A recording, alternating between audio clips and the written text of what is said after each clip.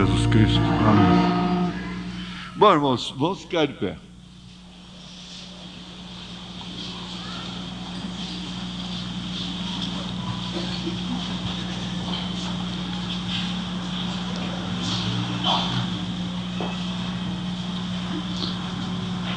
É São João capítulo 12, verso 47 ao 50.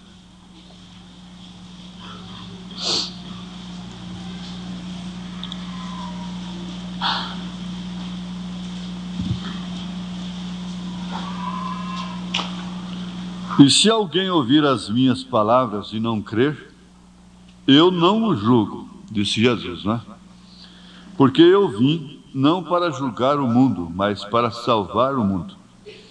Quem me rejeitar a mim e não receber as minhas palavras, já tem quem o julgue. A palavra que tenho pregado, essa o há de julgar no último dia. Porque eu não tenho falado de mim mesmo, mas o Pai que me enviou, ele me deu mandamento sobre o que hei de dizer, sobre o que hei de falar. E sei que o seu mandamento é a vida eterna. Portanto, o que eu falo, falo como o Pai me tem dito.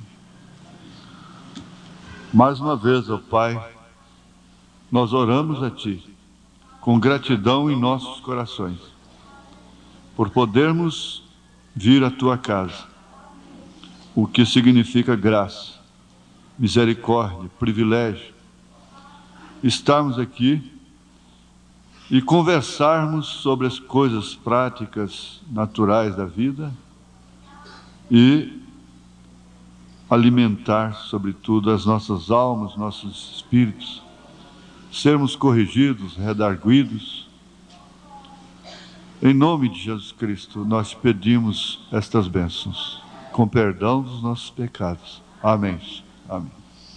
Assentai-vos. Me lembrei aqui de uma escritura,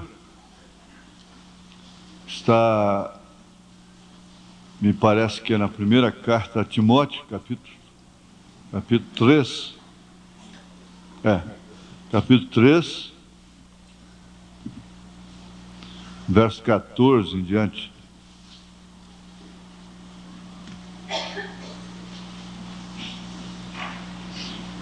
Tu, porém, permanece naquilo que aprendeste, e de que foste inteirado, sabendo de quem o tens aprendido. Isso é muito importante, saber de quem tem aprendido. E que desde a tua meninice sabes as sagradas letras, que podem fazer-te sábio para a salvação, pela fé que há em Cristo Jesus. Toda a Escritura divinamente inspirada é proveitosa para ensinar, para redarguir, para corrigir, para instruir em justiça, para que o homem de Deus seja perfeito e perfeitamente instruído para toda boa obra. Essa palavra, esse verbo aqui, redarguir, para mim devia ser redarguir, né? Mas um teólogo formado em teologia me corrigiu. Quando eu estava pregando perto dele, depois ele me ajudou. Ele disse, como me ajudou em outras ocasiões, não é redarguir, é redarguir, redargua. Tá bem, muito obrigado, reverendo. Pois bem,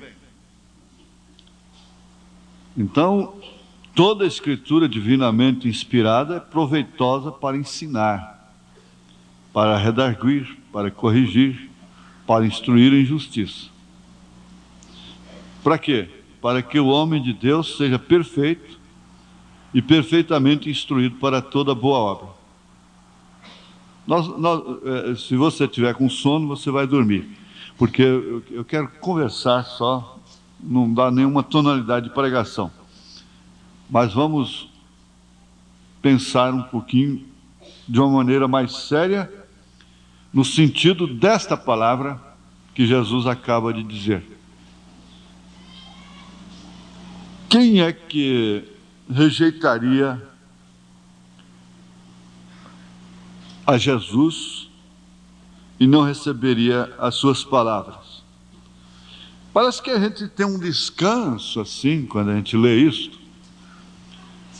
Bom, isso não se refere a mim porque eu recebi, eu aceitei a mensagem. Isso é muito bom, graças a Deus. Agora, tem uma coisa, irmãos, quando nós estamos praticando coisas que a palavra diz para não praticar, que a Bíblia diz que não deve ser feito, que a mensagem, o irmão Branham diz para não fazer, nós estamos incorrendo justamente aqui, exatamente aqui. Nós não estamos recebendo as palavras. E a este, disse Jesus, esse já tem quem o julgue. Ele diz, a palavra que tenho pregado, essa o há de julgar no último dia. Porque eu tenho falado, eu não tenho falado de mim mesmo, mas o Pai que me enviou, Ele me deu mandamentos sobre o que hei de dizer e sobre o que hei de falar. E quando Ele enviou os seus apóstolos, Ele disse assim, quem recebe a vós, a mim me recebe. E quem rejeita a vós, a mim me rejeita. Por isso que nós podemos bater nisso. Que lendo as cartas dos apóstolos, de uma maneira assim, como quem está lendo uma carta endereçada a si. Porque nós temos que enfatizar isto quantas vezes for necessário. A Bíblia não foi escrita para os anjos. Deus, o escritor da Bíblia, o autor da Bíblia, sabia perfeitamente, conhecia muito bem as circunstâncias em que os homens, em que sua igreja, mais propriamente dito, viveria aqui na terra. E essa Bíblia foi escrita para ela, não foi para os anjos. Estão fora da terra, lá onde os anjos vivem, habitam, não tem Bíblia, não precisa de Bíblia. A Bíblia é para aqui, justamente para governar essa nau que está aqui nesse mar revolto. São Tiago capítulo 3. Para governar essa língua. A Bíblia, a primeira, como diz o irmão Frank, a primeira coisa que devia ser batizada num crente deveria ser sua língua. Então ele está dizendo, irmão Frank, você não põe o lenço na boca da pessoa na hora de batizar, ela vai beber água, qualquer coisa assim. Ele disse, não, mas essa gente está precisando ser batizada é na língua mesmo, começando pela língua.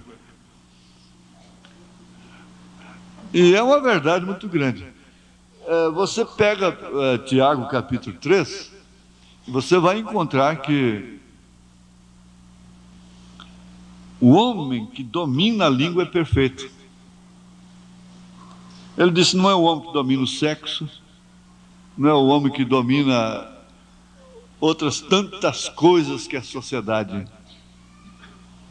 mas é o homem que domina a língua. Esse é perfeito. Vamos ver lá como é que é? É São Tiago, né? Capítulo 3. Está antes ou depois de Gênesis? É depois, não? É aqui, ó.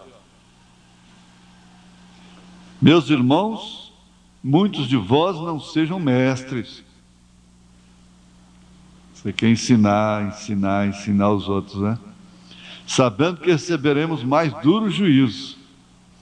Porque todos tropeçamos em muitas coisas. Se alguém não tropeça em palavra, você vê que Jesus não podia tropeçar em palavra, porque a palavra é a vida.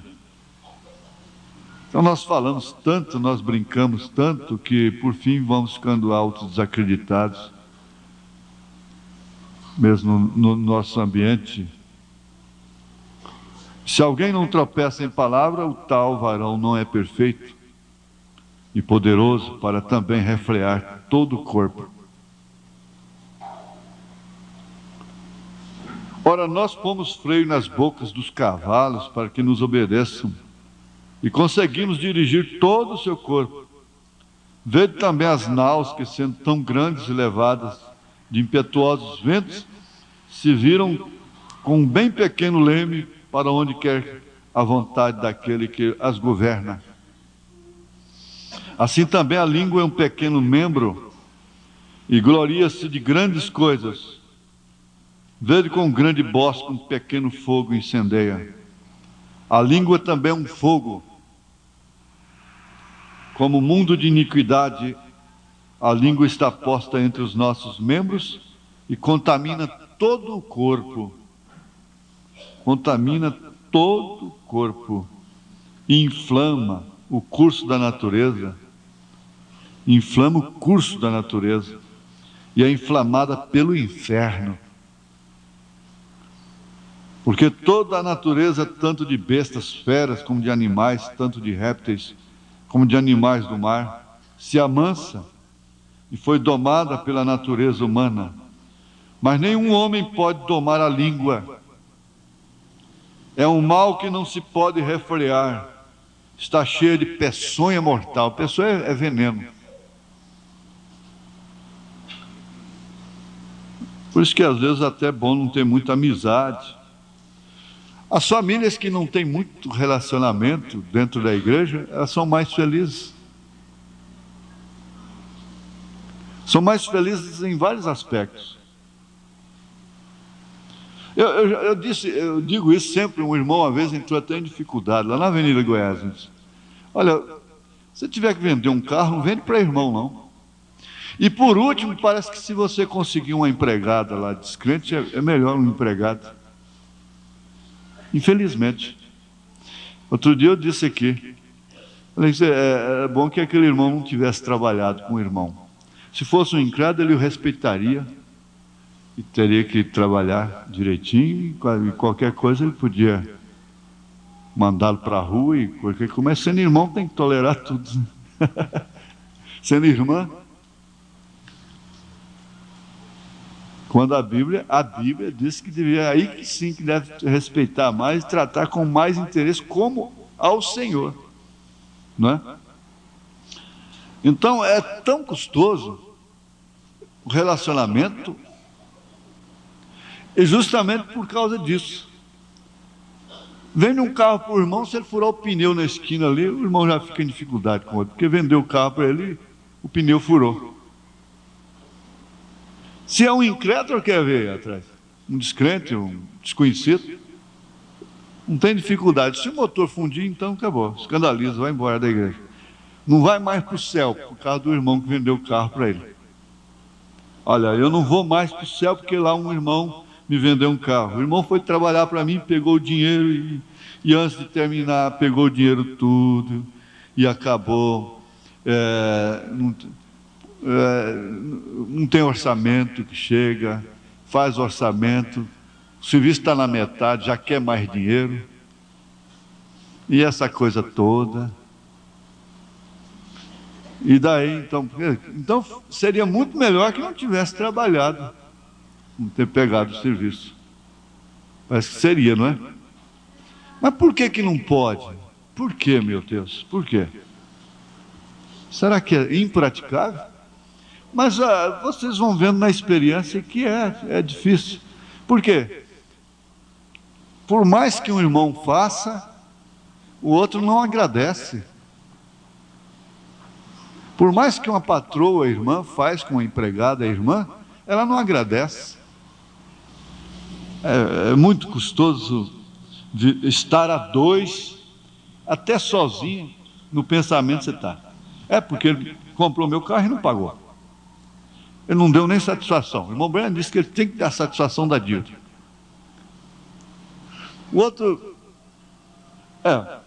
veja só, veio aqui, me comprou uma dúzia de banana e até agora não veio pagar. Mas no pensamento tem que conversar muito, né? No pensamento. Quanto mais se tiver a dois. Agora, há pessoas que são, por natureza, né, mais felizes nesse sentido.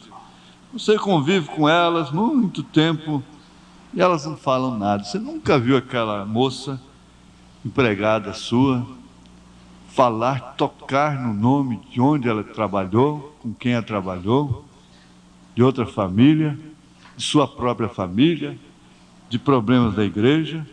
Às vezes ela vê um negócio assim que o assunto está em meio impróprio entre a família, ela já foge dali, ela não quer saber daquilo, ao invés de aguçar os ouvidos, ela procura se divertir por lá, sai para o quintal fazer outro serviço naquela hora, uma coisa que para mim não me convém ouvir o que está acontecendo.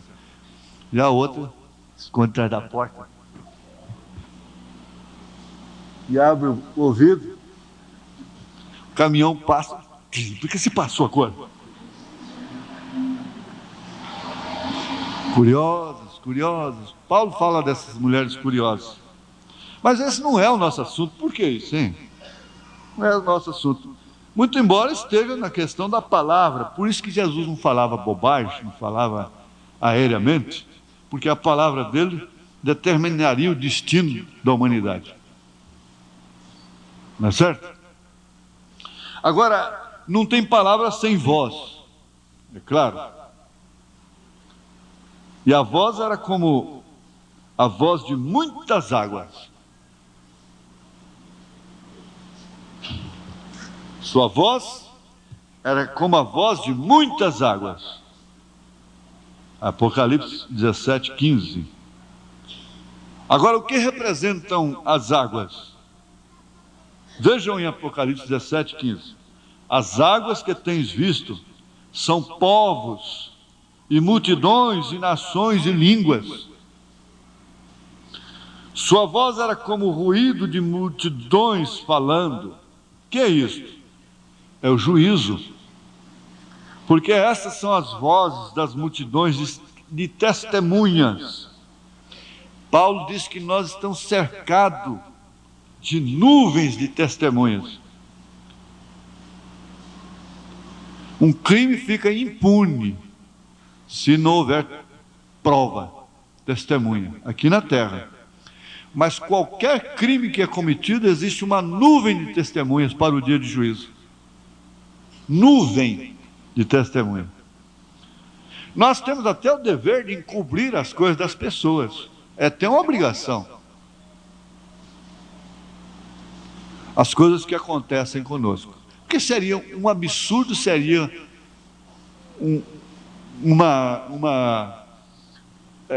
pisar. Seria pisar com cravos. Seria arrogância, petulância, cinismo. Aquilo é um diabo desafiando isso. Está certo que você não tem que publicar descaradamente como elas fazem e dizendo que não são hipócritas. Isso é evidência do sodomismo, essa gente falando dentro de casa nacionalmente.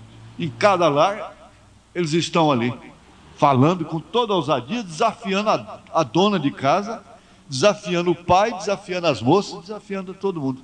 Porque sabe que todo mundo tem erro, é claro. Agora, para dizer que é sincero, então publica descaradamente. Mas, por outro lado, a revelação da onisciência, da onisciência, onipresença, onipotência de Deus, e bem como a revelação disto aqui, ó. Disto aqui, ó. Portanto, nós também, pois que estamos rodeados de uma tão grande nuvem de testemunhas. Então, tudo que você fala, tudo que você faz, tudo que você pratica, tem uma nuvem de testemunhas, diz o profeta. Quando você está falando, promovendo a atmosfera que envolve a vida de Sara, Ana, mesmo sem tocar nelas, às vezes nem lembrou de Sara, dos santos profetas, dos apóstolos, das santas mulheres, aquela nuvem fica sobre você, sobre aquele ambiente. Agora, para fixar o ponto da atmosfera, é verdade, gente, é verdade. O melhor, sabe o que é? Quando eu encaro uma verdade, mesmo que eu não possa praticá-la, eu aceito ela, me ajoelho aos pés dela e falo: aqui está o gin. Aqui está o gin, verdade. Aqui está o gin. Só que eu não dou conta de você. Mas que você é verdade, é. Que isso é verdade, é. Eu só não dou conta.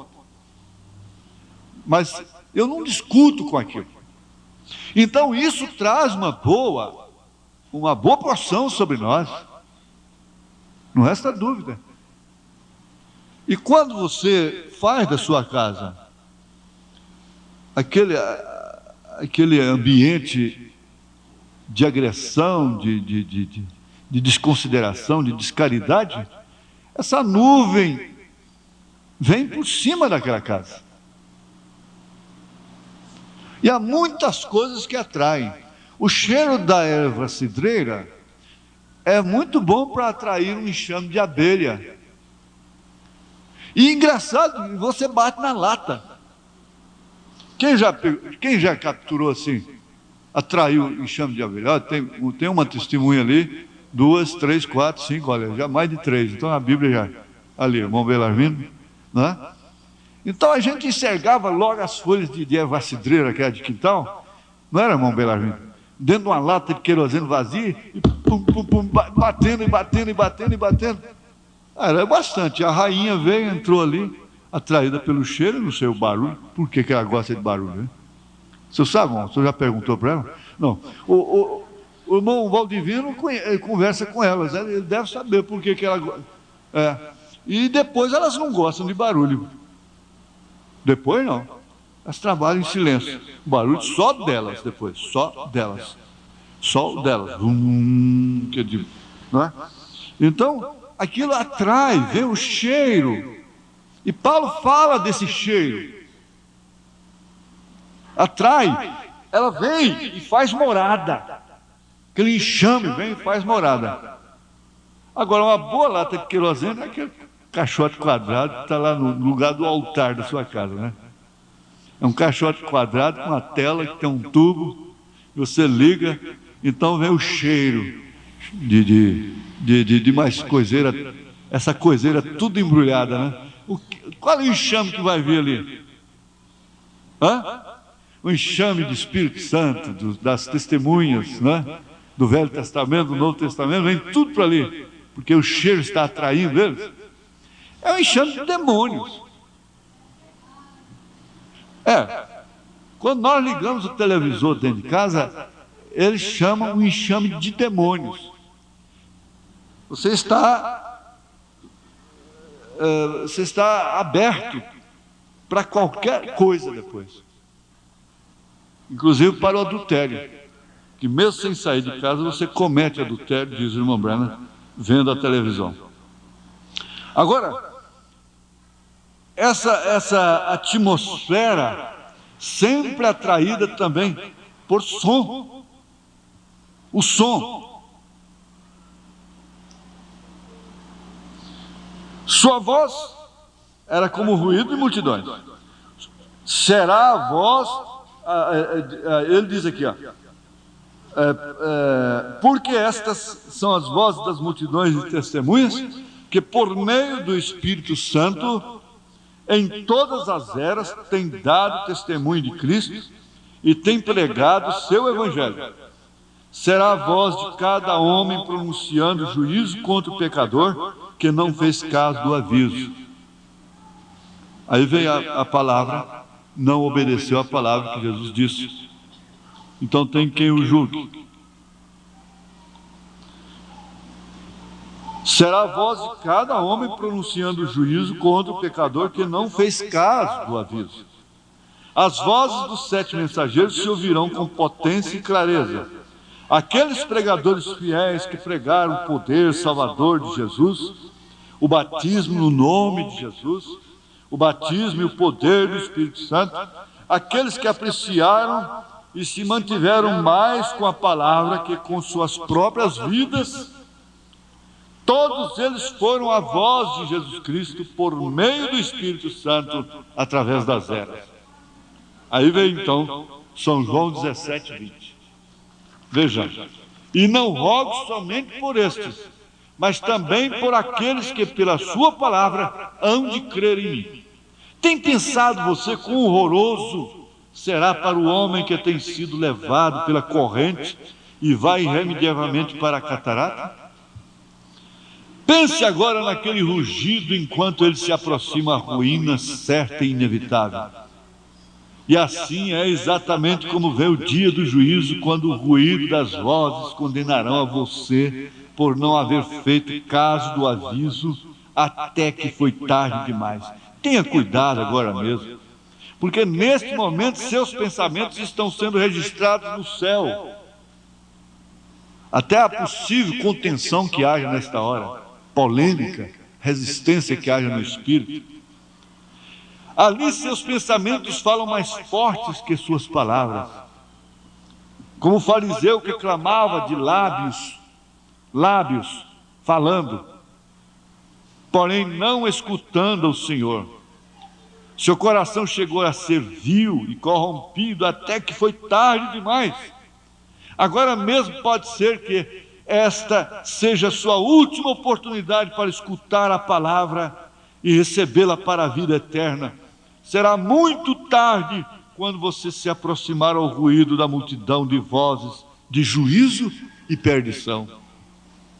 Porém, tem notado você também quão agradável e relaxante pode ser o som da água?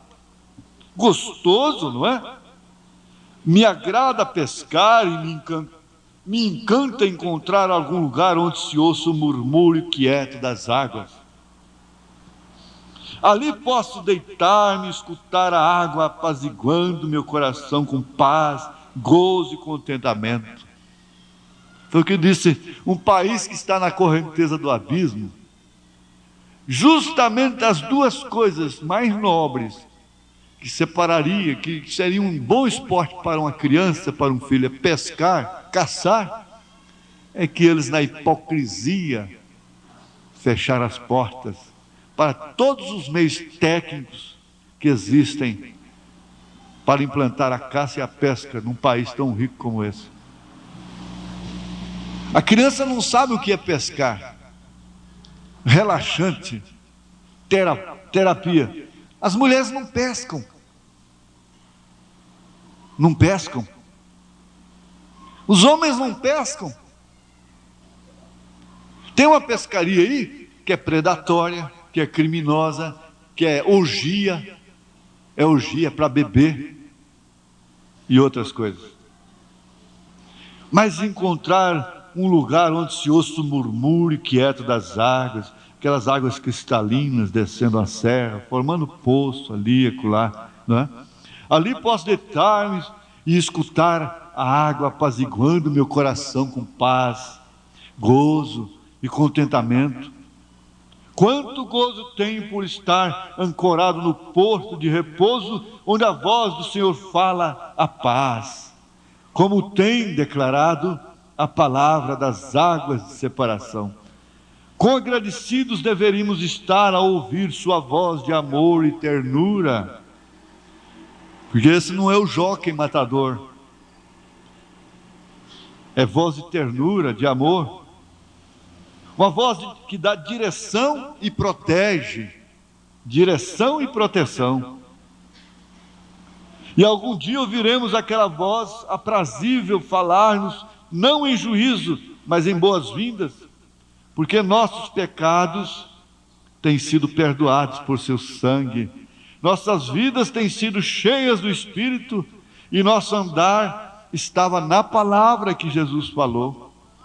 Que poderia ser mais precioso que ouvir as multidões de vozes, de boas-vindas, e estar rodeado pelas multidões que têm crido para a vida eterna? Que bom ouvir lá as vozes da multidão. Quem são esses vestidos de branco? São aqueles que têm lavado as suas vestiduras no sangue do Cordeiro. E lá estão entre eles Abraão, Isaque, Jacó. Vozes, sim. Oh, não há nada como isso.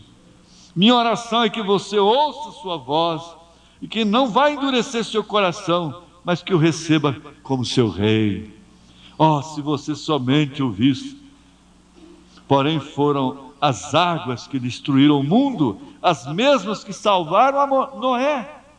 As águas que estavam acabando, matando o mundo, estavam salvando a Noé, estavam levando-o para cima. Então tudo que acontece que está matando o mundo, deveria te levar para cima. E também salvar a terra inteira por causa de Noé. Escute sua voz, a voz de seus servos, enquanto lhe chamam a arrependimento e a vida. Já trouxe essa mensagem aqui 2 vezes, com esta.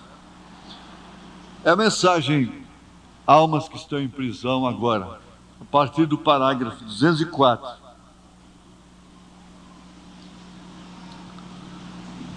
Por quê? Como ela simboliza a igreja, veja, não ouvem mais a sua voz. Os profetas repreenderam as mulheres, mas elas ficaram pior. E Jesus disse que elas vão ter quem as julgue no dia do juízo. A mulher não aceita ser repreendida mais. Não. Em questão alguma.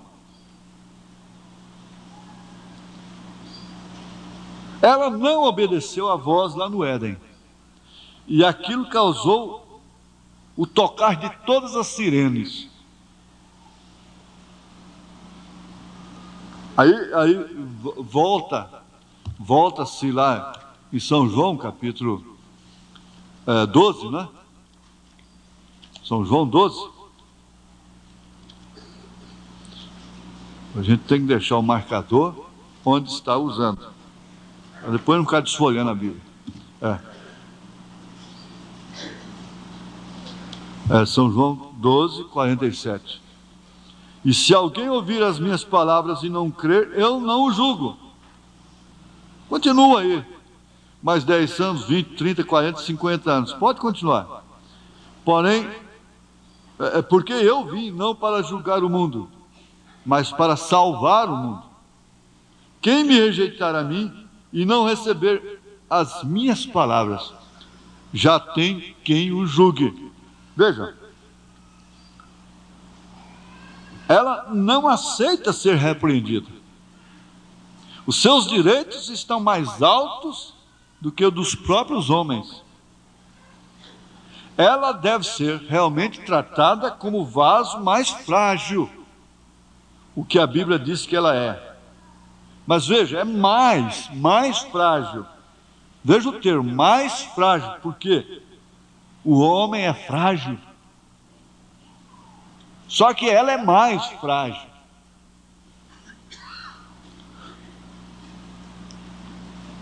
Mas eu pergunto, ela quer ser tratada assim? Só por conveniência, depois que o carro bate. É para conseguir um lugar na fila. É para passar num concurso. Tem as horas. Ela se tornou uma faca de 2 gumes, uma espada de 2 gumes. Ela tem 2 faces. É na hora de empurrar o ônibus. Um comandante lá do Texas, do exército do Texas, disse: não, o exército, o meu regimento não vai fazer distinção da mulher.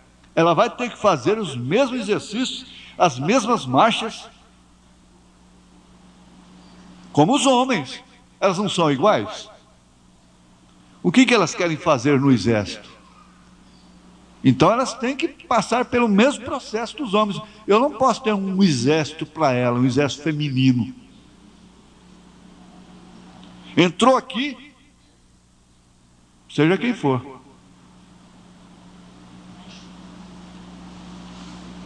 Mas na hora que lhe convém, ela é mulher. Na hora que não lhe convém, ela é um bom macho, com muitas vantagens sobre o macho. É isso que está acontecendo com a igreja. A igreja. Agora notem, é o parágrafo 204.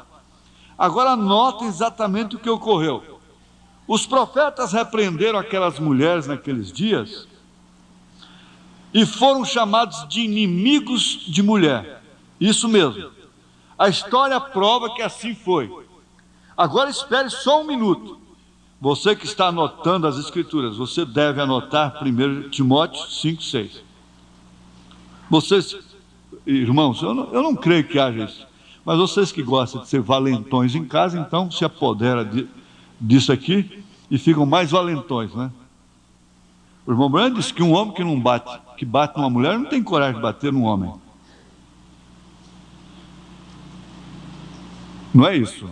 Você que está anotando as escrituras, você deve anotar 1 Timóteo 5,6. A Bíblia diz: a mulher que vive em prazer mundano não pode ser os prazeres de Deus. Então teria de ser, veja, a mulher que vive em prazeres mundanos está morta enquanto vive. Está morta. E se ela está morta, seu marido está livre.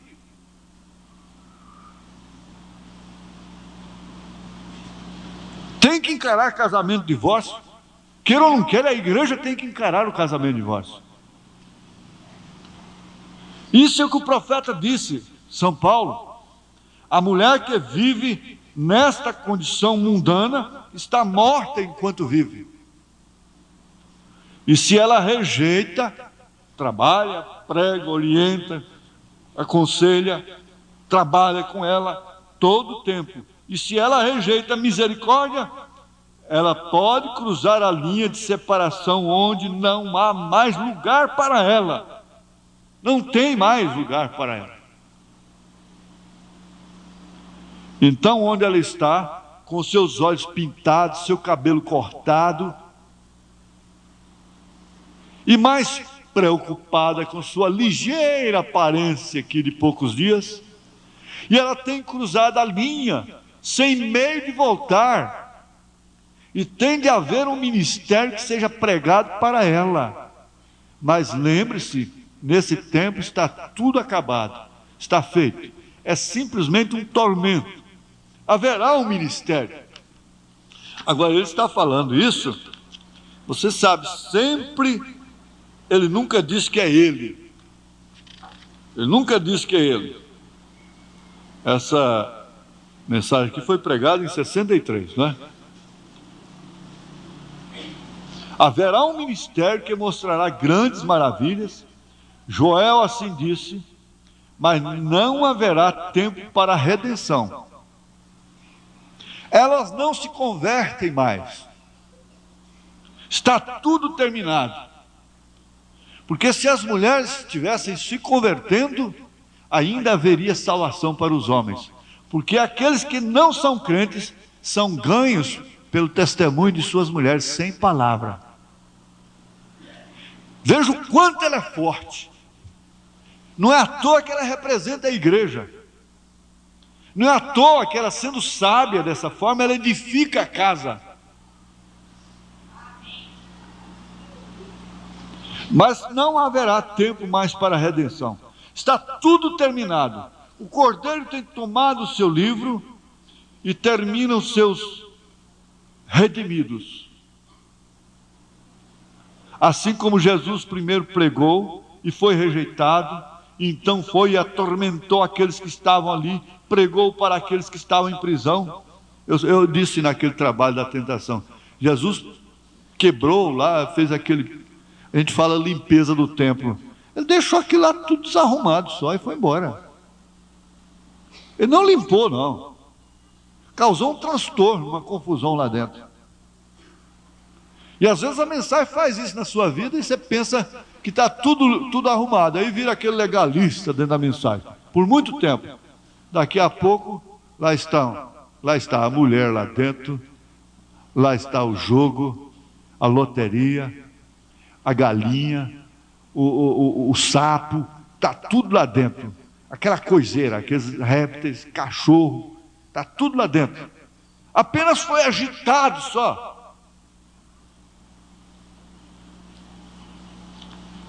É como um lombrigueiro que não tem eficácia de expelir os vermes, apenas agita-os e dá uma moleza neles lá dentro, por um determinado tempo.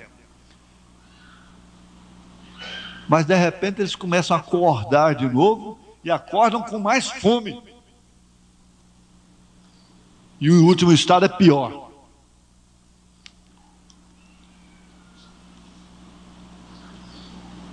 Jesus primeiro pregou e foi rejeitado, então foi e atormentou aqueles que estavam ali. Pregou para aqueles que estavam em prisão, que não podiam se arrepender, sem tempo para a salvação.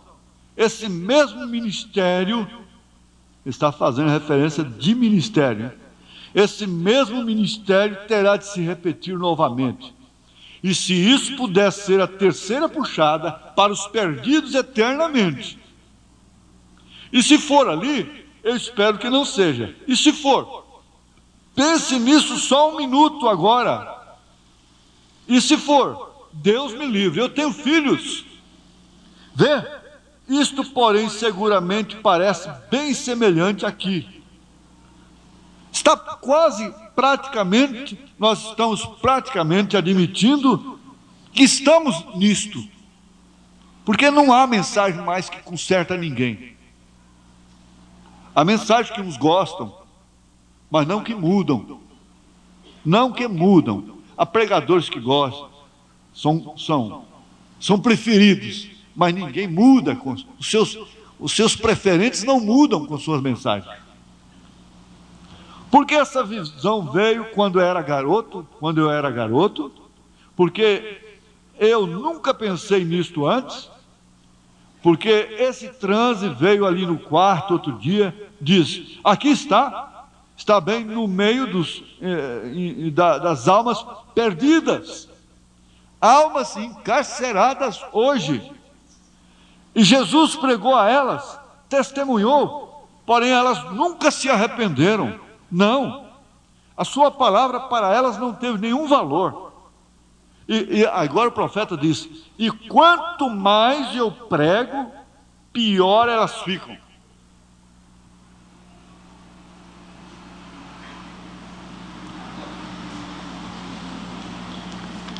Pior elas ficam, pior eles ficam. Eles ficam mais brutos, mais descaridosos, mais irreverentes, mais irresponsáveis. Não há nenhum arrependimento, nenhum lugar para isso. O que teria acontecido? O cordeiro tomou o seu livro quando o sétimo anjo estava quase pronto para ser aberto. O sétimo selo, o sexto selo. Lembre-se, ele escondeu o sétimo selo de nós, ele não abriu. Quando o anjo permaneceu dia a dia dizendo, entretanto, ele não fez nesse selo, disse, há silêncio no céu, ninguém sabia, era a vinda do Senhor. Você diz, não pode ser, eu espero que não. Apenas vamos avançar só mais um pouquinho aqui. Eu tenho algo notado, vejam muito bem. Lembre-se, aquela que vive em prazer mundano, das coisas do mundo, agora se entende, subentende-se que prazer mundano é só pintar as unhas, os olhos, e usar short e prostituir, ir para o clube. Muita gente entende que prazer mundano é só isso, não é? Elas estão governando as próprias igrejas. Elas não podem ser usadas numa igreja e serem submissas, humildes toda a vida. Elas logo levantam o seu tupete. Tão coberto de açúcar a coisa, tão coberto de açúcar, imutável, eles disseram, vê? É ainda o mesmo velho diabo. A Bíblia diz que ele fez isso lá no Éden, e ele está fazendo do mesmo jeitinho com ela agora. Ele fez com que todos recebessem uma marca em suas testas, aqueles que não tinham os seus nomes escritos no livro da vida do Cordeiro. Ela não pode ouvir sua voz, ela não pode concordar com essa Bíblia. É com a igreja predestinada que estou falando, não com aqueles lá fora. Não, Senhor. De cada grupo, Ele tem tirado os seus predestinados, graças a Deus. É para isso que Ele está vindo, em cada era, para vocês que são predestinadas, irmãs, para vocês que são predestinados.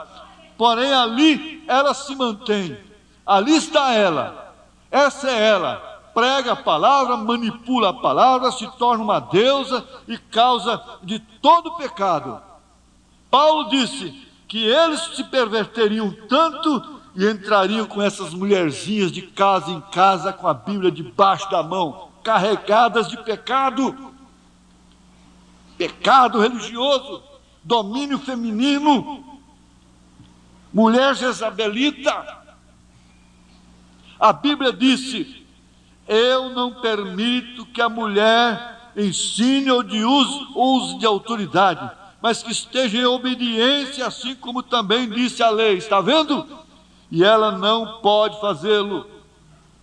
E não adianta, meu irmão, você querer impor pelo seu pulso. Não adianta, que você não vai consertar nada, não. Você tinha que ter orado muito antes. Ela reflete seu caráter também. Porém, eles fazem-na uma soberana da terra, prefeita, governadora, logo ela será predestinada. Seguro? Aí que está. É assim mesmo, veja. E as pessoas fazem isso porque elas não se importam com esta palavra. Elas rejeitam a palavra. Não, Senhor, elas jamais aceitarão esta palavra. Jamais. Agora, a palavra não é só o batismo em nome do Senhor Jesus Cristo. O batismo do Senhor Jesus Cristo não é toda a palavra. A unicidade não é toda a palavra. E aqui nós estamos exatamente no tempo de almas encarceradas. Hoje, ou você é uma pregação para elas, ou elas será uma pregação para você.